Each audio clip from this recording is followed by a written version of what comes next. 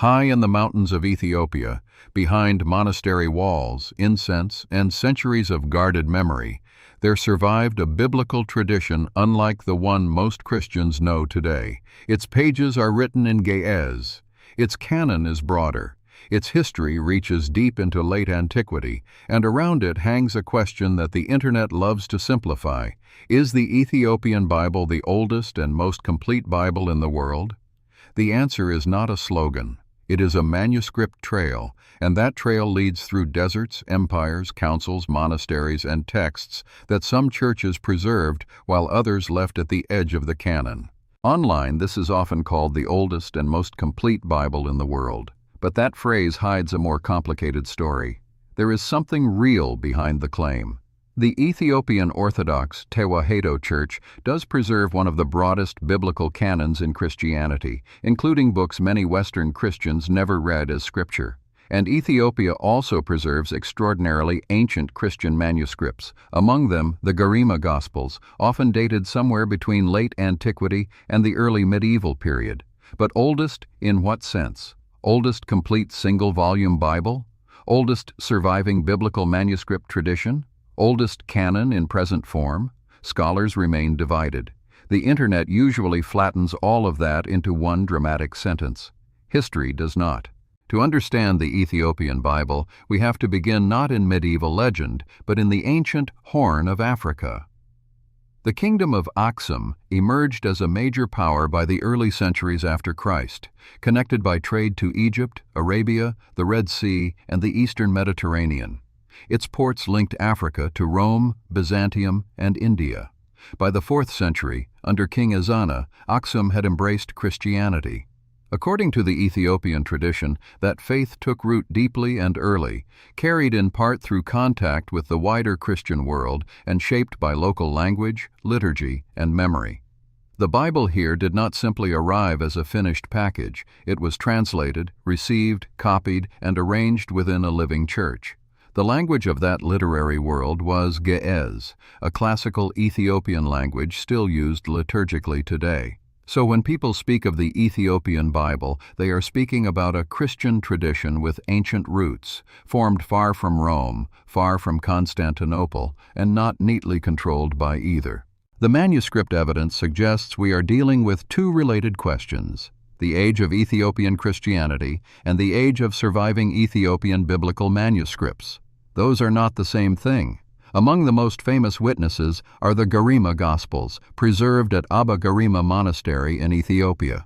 Radiocarbon testing has suggested dates as early as the 5th or 6th century for parts of this tradition, making them among the oldest surviving illuminated Christian manuscripts anywhere. They are Gospels, not a complete Ethiopian Bible. That distinction matters. When we widen the lens to ancient biblical manuscripts more broadly, we meet Codex Sinaiticus from the 4th century, now divided among institutions including the British Library, Leipzig University Library, St. Catherine's Monastery, and the National Library of Russia. We meet Codex Vaticanus, also 4th century, in the Vatican Library.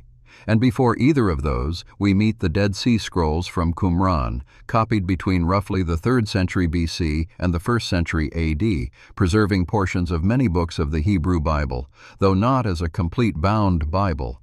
Ethiopia's importance is not erased by those facts. It becomes clearer. Ethiopia preserved a distinct and ancient biblical tradition in Ge'ez, including works like Enoch and Jubilees, texts also known in fragments from Qumran. So when someone says oldest and most complete, the careful answer is this: not oldest in every possible sense, but among the oldest surviving Christian biblical traditions, and certainly among the most expansive canons still in use. So what makes the Ethiopian Bible feel different? In part, it is the canon itself. The broader Ethiopian tradition includes books such as Enoch, Jubilees, and Maccabean texts, distinct from the Maccabees known in many Western Bibles. And here we have to slow down and listen to what the text itself says. In 1st Enoch, preserved fully in Ge'ez long after the book disappeared in complete form from most other Christian traditions, we read, And behold, he cometh with 10,000s of his holy ones to execute judgment upon all, and to destroy all the ungodly. That is from 1 Enoch 9, a line many Christians will recognize because the Epistle of Jude, verses 14 and 15, echoes it closely in the New Testament. This does not prove that all churches should have treated Enoch as scripture, but it does raise a fascinating question. If New Testament authors knew it, how was it regarded in the earliest centuries? What the text itself says in Jubilees is different again. Jubilees retells Genesis and part of Exodus through a highly ordered sacred chronology. In one translation of Jubilees 2:1 we hear, "And the angel of the presence spake to Moses according to the word of the Lord, saying, Write the complete history of the creation." It frames biblical history as a revealed pattern, measured in jubilees and weeks.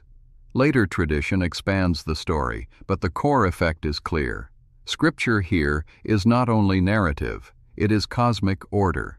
And then there is the matter of the canon's shape. According to the Ethiopian tradition, these texts were not curiosities on the shelf.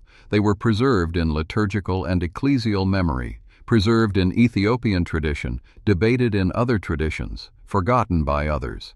That phrase matters. Forgotten is not the same as fraudulent. Excluded is not always the same as suppressed. Often it means communities inherited different boundaries. Even the familiar books can feel different in this manuscript world because language shapes memory. In Ge'ez, biblical translation carries its own rhythm, its own vocabulary of holiness, kingship, and covenant. The Ethiopian Bible is not simply a Western Bible plus extra pages. It is a textual tradition formed by centuries of copying, worship, and interpretation in a different Christian civilization. Scholars like James H. Charlesworth and George W. E. Nicholsburg have spent decades studying Enochic literature and its place in Second Temple Judaism and early Christianity. Their work reminds us that texts can be ancient, influential, and widely read without being universally canonical. That is part of what makes the Ethiopian Witness so valuable. It preserves evidence of a larger biblical world many modern readers no longer see. Why did these books remain in Ethiopia when they did not remain in most other Christian canons? Not because one council secretly removed them from all Bibles everywhere. Canon history is slower than that and more local. In 367 AD, Athanasius of Alexandria issued his festal letter listing the 27 books of the New Testament as we know them, while drawing sharper lines around other works. Regional councils at Hippo in 393 and Carthage in 397 helped stabilize Latin Christian usage in the West. Much later, the Council of Trent in 1546 formally defined the Roman Catholic canon in response to Reformation disputes. None of these decisions governed the whole Christian world in the same way. Ethiopia stood within an older Oriental Orthodox tradition, shaped by its own reception history, its own languages, and relative geographic distance from some later Western standardizations. The manuscript evidence suggests continuity, not conspiracy. Books endured where churches kept copying them, reading them, and treating them as authoritative. They faded where they were no longer copied. What survives is not always what was originally written, and what was copied longest was often what a community loved most. So, is the Ethiopian Bible the oldest and most complete Bible in the world? The honest answer is no, not if that sentence is meant as a clean, universal fact. There are older biblical manuscript witnesses to parts of Scripture. There are earlier Greek codices for major portions of the Bible, and there is no single surviving ancient artifact that neatly settles every version of the claim. But if the question means this, does Ethiopia preserve one of the oldest continuous Christian biblical traditions, and one of the most complete or expansive canons still used by a historic church? Then yes, that is much closer to the truth.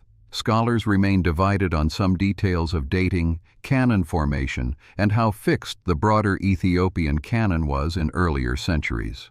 Michael Heiser often noted that Second Temple literature helps explain the world of the New Testament, even when later churches disagreed about canon.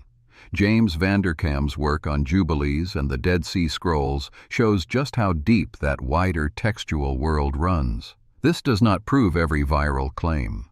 But it does raise a fascinating question about how much of the Bible's early ecosystem modern readers have forgotten. What survived in Ethiopia was not a secret second Bible, but a wider memory of the ancient biblical world. And what survives is not always what was originally written. There are many stories like this one, books preserved in one language, lost in another, debated for centuries, then rediscovered in fragments under desert dust. If that world speaks to you, stay with us. Subscribe to the Hidden Canon, and we will keep following the Manuscript Trail.